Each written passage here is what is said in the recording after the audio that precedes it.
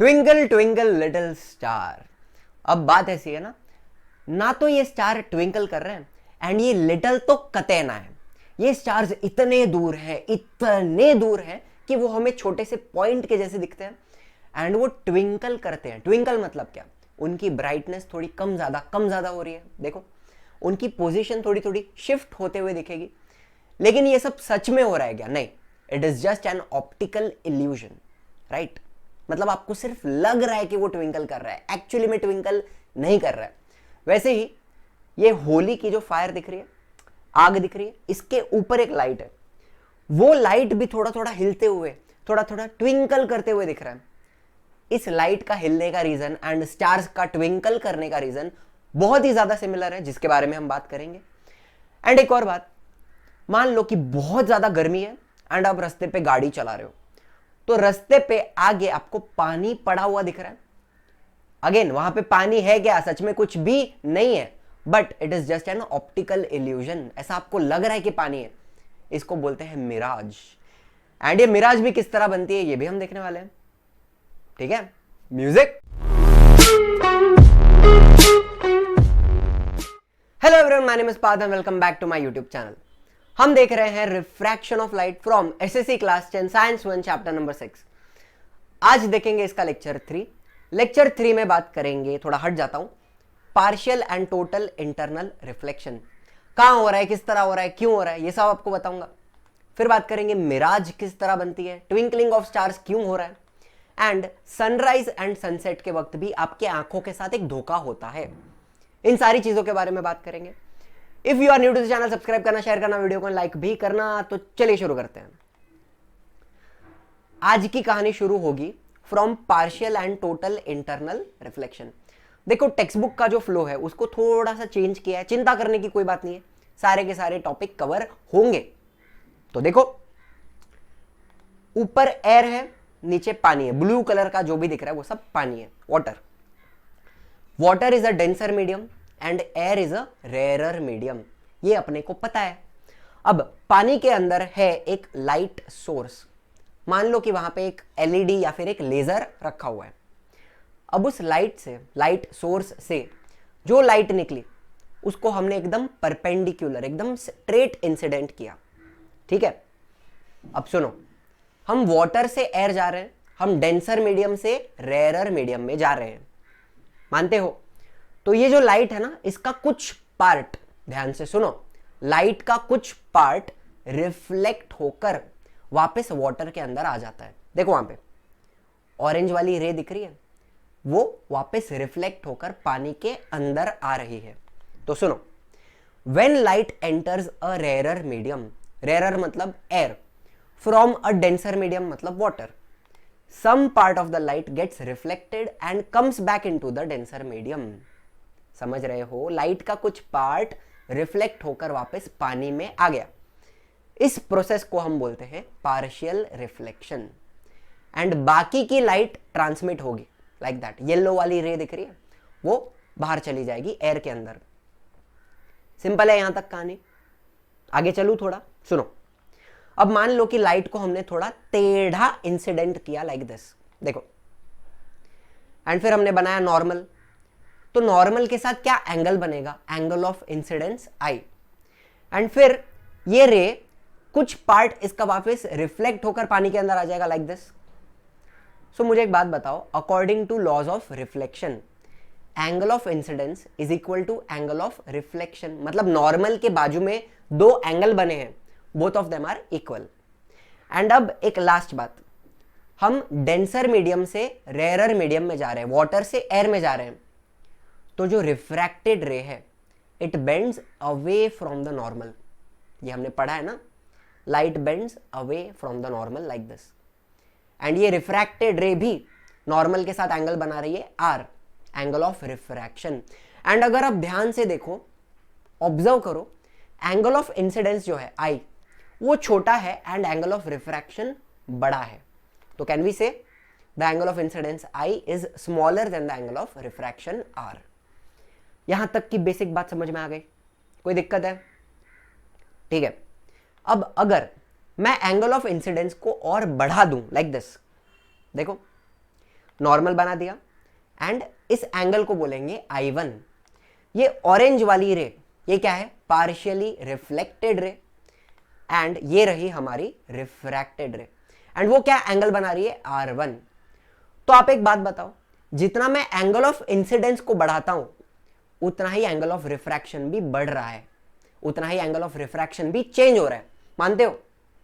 Cool. तो एक point पे एंगल ऑफ इंसिडेंस को इतना बढ़ा दिया कि ये जो रिफ्रैक्टेड रे है, देखो वो कुछ इस तरह से ट्रैवल कर रही है। The refracted ray is making angle 90 degrees with the normal. हमारी refracted ray water and air के बाउंड्री को एकदम पैरेलल हो गई है। समझ रहे हो क्या हुआ? तो सुनो, for a particular value of I the value of R becomes equal to 90 degree. Angle of refraction क्या हो गया, 90 डिग्री हो गया।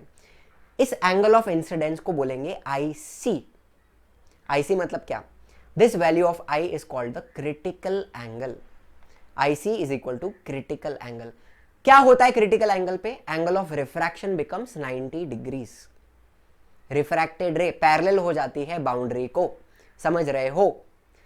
तो अगर एंगल ऑफ इंसिडेंस को और बढ़ाया जाए तो क्या होगा? सुनो, एंगल ऑफ इंसिडेंस और बढ़ गया। Angle of incidence I is greater than the angle of critical angle, greater than the critical angle. ऐसे टाइम पे सारी की सारी लाइट रिफ्लेक्ट होकर वापस पानी के अंदर चली जाएगी। कुछ भी लाइट एयर में नहीं जाएगी, सारी की सारी लाइट रिफ्लेक्ट हो गई। इसको हम क्या बोलेंगे? Total internal reflection. समझ रहे हो बात? कुछ भी तो नहीं है यार, काफी सिंपल है। तो देखो प्रैक्टिकली बताता हूं। ये जो लाइट की रे दिख रही है ऊपर की तरफ जा रही है, it is perpendicular to the boundary. कुछ लाइट रिफ्लेक्ट होगी, ऑरेंज वाली रे, एंड बाकी की लाइट ट्रांसमिट होगी, रेड वाली रे। करेक्ट। अब एंगल ऑफ इंसिडेंस को अगर चेंज करें तो देखो, रेड वाली रे क्या है? रिफ्रैक्टेड रे, एंड ऑरेंज वाली क्या है? Partially reflected ray. देखो पार्शियल रिफ्लेक्शन हो रहा है यहां पे। फिर एंगल ऑफ इंसिडेंस को और थोड़ा बढ़ाते हैं तो अब क्या हो रहा है? Refracted ray is almost parallel to the boundary, मतलब we are nearing the critical angle, critical angle के बहुत करीब आ चुके हैं। एंड अगर मैं क्रिटिकल एंगल के बियॉन्ड चले जाता हूं, एंगल ऑफ इंसिडेंस और ज्यादा बढ़ जाता है, लाइक दिस। तो क्या हो रहा है? सारी की सारी लाइट रिफ्लेक्ट हो रही है। I angle of incidence is greater than critical angle, तो क्या होगा? Total internal reflection. यहां तक बात समझी, कहानी समझ में आई है? पक्का? हाँ बोलो, हाँ बोलो। तो चलो थोड़ा आगे जाते हैं। तो बस based on the phenomenon of total internal reflection, आइए समझते हैं मिराज किस तरह बनती है। हम रेगिस्तान में आए हुए हैं एंड यहां मेरे पीछे आपको एक आदमी दिख रहा है जो कैमल पे बैठा हुआ है। अब सुनो, गर्मी इतनी ज्यादा है कि ground is very very hot. Sand होती है ना, वो सैंड बहुत गर्म हो गई है। कैसी हो गई है? बहुत गर्म। तो उस सैंड के ऊपर का एयर का जो लेयर है, दिख रहा है? ये एयर का लेयर भी कैसा हो गया है? बहुत गर्म हो गया है। एंड जितना एयर गर्म होता है उतनी उसकी डेंसिटी डिक्रीज होती है, ये हमने पढ़ा हुआ है। जितनी हवा गर्म है उतनी उसकी डेंसिटी डिक्रीज होती है। कूल, ठीक है। फिर ये बहुत गर्म वाला जो लेयर है उसके ऊपर का जो एयर का लेयर है वो थोड़ा सा ठंडा हो गया, तो वो कैसा रहेगा? ओके ओके गर्म रहेगा। नीचे वाला लेयर बहुत गर्म, उसके ऊपर वाला लेयर ओके ओके गर्म, एंड उसके ऊपर वाला जो लेयर है एयर का वो और थोड़ा ठंडा हो गया, तो इट इज स्लाइटली गर्म। बहुत गर्म, ओके ओके गर्म, स्लाइटली गर्म। एंड मान लो कि उसके ऊपर की जो हवा है वो कैसी है? एकदम कूल है, ठंडी है। तो मुझे एक बात बताओ, cool air will be denser, मतलब ये जो कूल एयर है वो कैसे है? It is the denser medium. And जैसे ही हम नीचे जा रहे हैं एयर के लेयर में, जैसे ही हम नीचे जा रहे हैं, नीचे वाली हवा कैसी है? एकदम रेयरर मीडियम है। तो if you go down, we are going from denser to a rarer medium. यहां तक बात समझ में आ गई? चलो अब मान लो स्काई से एक रे ऑफ लाइट आ रही है, आकाश से एक रे ऑफ लाइट आ रही है, एंड ये रे ऑफ लाइट डेंसर मीडियम से रेयरर मीडियम में जा रही है। करेक्ट? हवा गर्म है ना, तो we are going from denser to a rarer medium. तो ये नॉर्मल है। लाइट किस तरह बेंड होती है?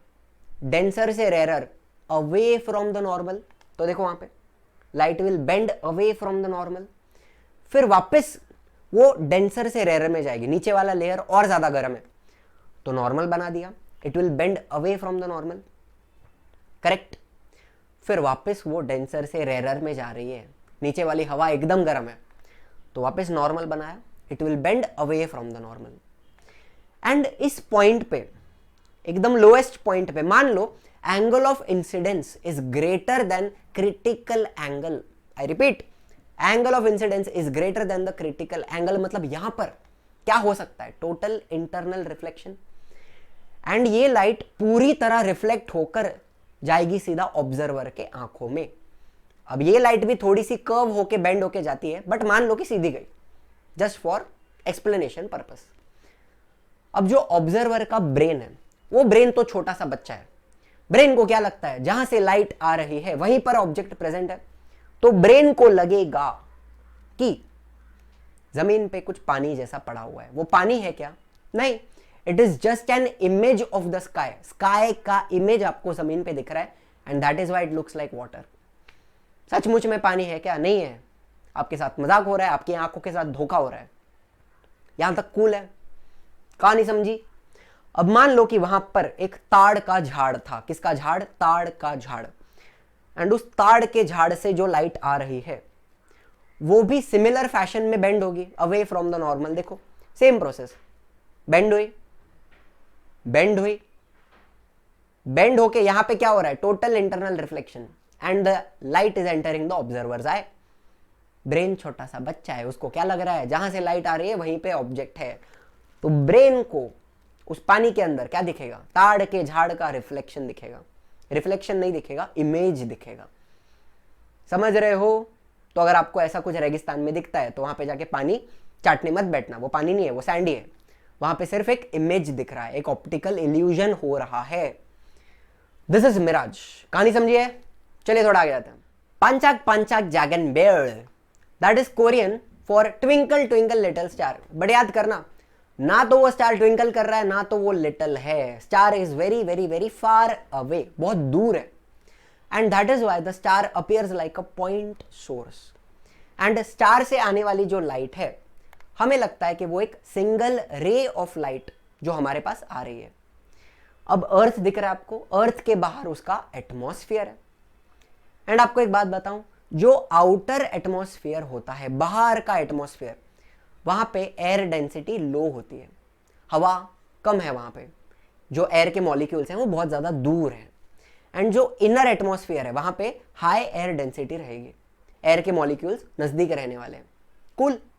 तो कहना ही से जो लो एयर डेंसिटी वाला पार्ट है वो रेरर मीडियम बन सकता है, एंड जो इनर एटमॉस्फेयर है वो डेंसर मीडियम बन सकता है। तो स्टार से आने वाली जो लाइट है वो रेरर से डेंसर मीडियम में ट्रैवल करेगी when it enters the atmosphere. Simple है। चलिए तो बता दो, आउटर एटमॉस्फेयर कैसा है? Rarer medium.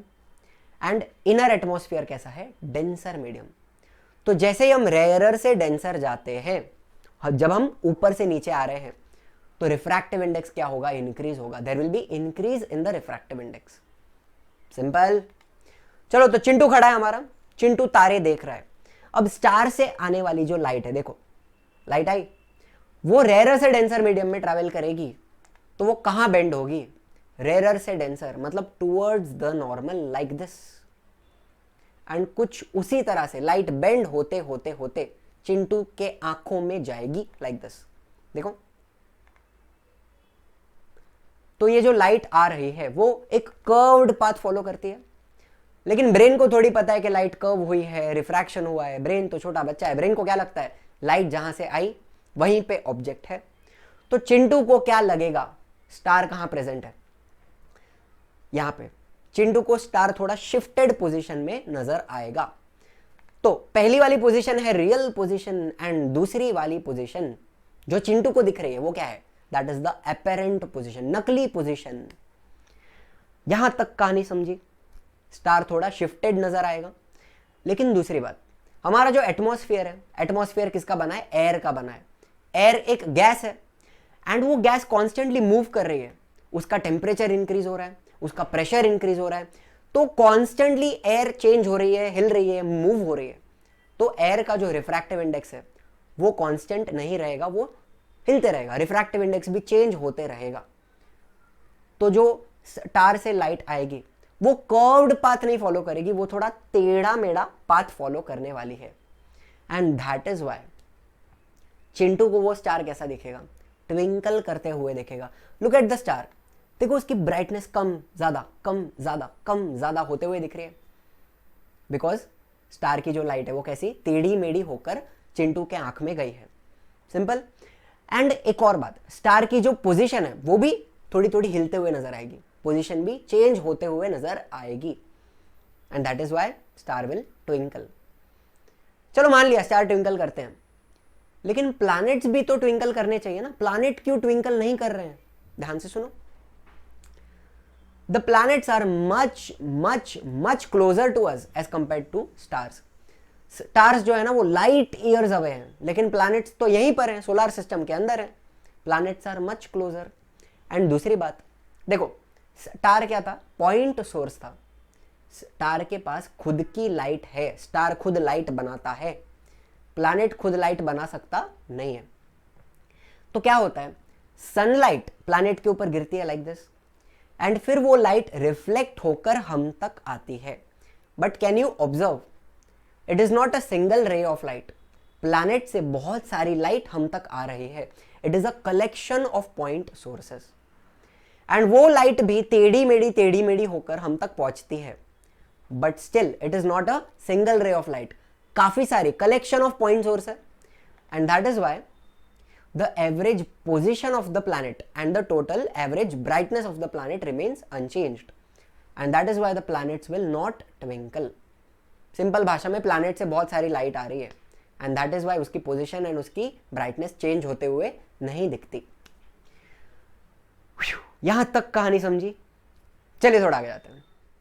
आज का आखिरी टॉपिक, सनराइज एंड सनसेट के वक्त आपके साथ कौन सा मजाक होता है, आपकी आंखों के साथ कौन सा धोखा होता है, इसके बारे में भी आपको बता देता हूं।